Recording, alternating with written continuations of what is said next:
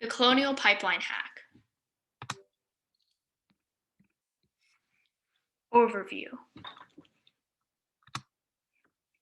The Colonial Pipeline Hack was a ransomware attack.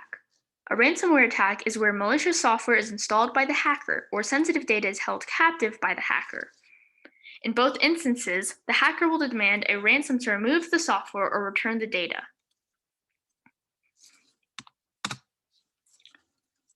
Ransomware attacks are becoming more and more common. Recent examples include the WannaCry incident of 2017, the RYUK ransomware of 2019, and just this year, the Kaseya ransomware attack in early July. The Colonial Pipeline Hack was a ransomware attack that occurred earlier this year. The oil infrastructure of the East Coast was victim to the largest cyber attack of its kind. The ransomware attacked the availability of Colonial system.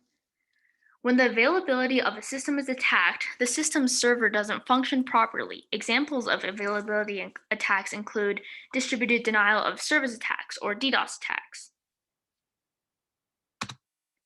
Timeline. Darkside, a cybercriminal group, obtained a collection of stolen passwords on the dark web. One of the passwords was to a virtual private network account of the Colonial Pipeline Company. This account was inactive but still had permissions to access the network. So on April 29, 2021, Darkside gained entry into Colonial Pipeline's network.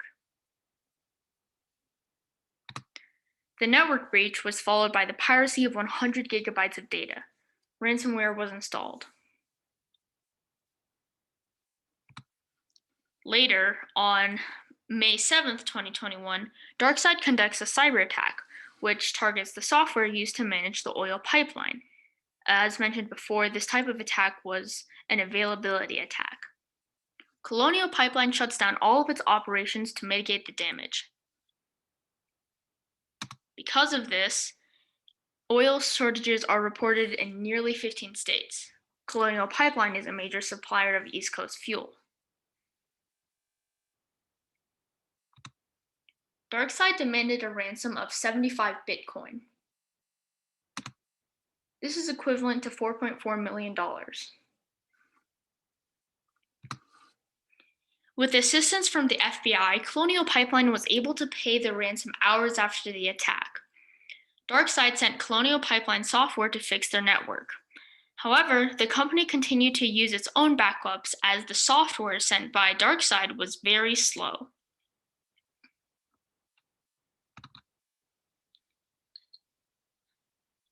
On May 8, 2021, Darkside used the sensitive data that they had stolen to demand another ransom. To stop the flow of stolen data, key servers utilized by Darkside were shut down.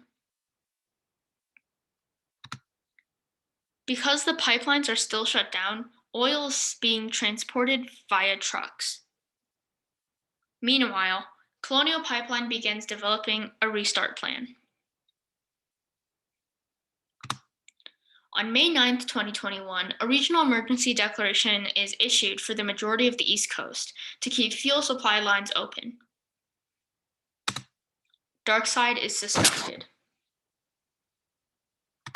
On May 10, 2021, Darkside was confirmed to be the responsible party. On May 11th, an advisory is released by the CISA FBI about Darkside malware and mitigation strategies. Colonial Pipeline also releases updates on fuel shipping. On May 12, 2021, President Biden issues an executive order in hopes of improving the United States cybersecurity defenses. And Colonial Pipeline is able to reopen its operations around noon. In the days following, the pipeline filled and the oil supply returned to normal.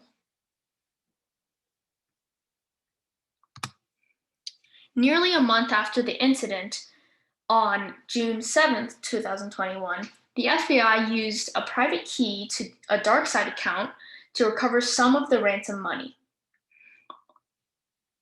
but only 2.3 million of the original 4.4 million was able to be retrieved. Takeaway: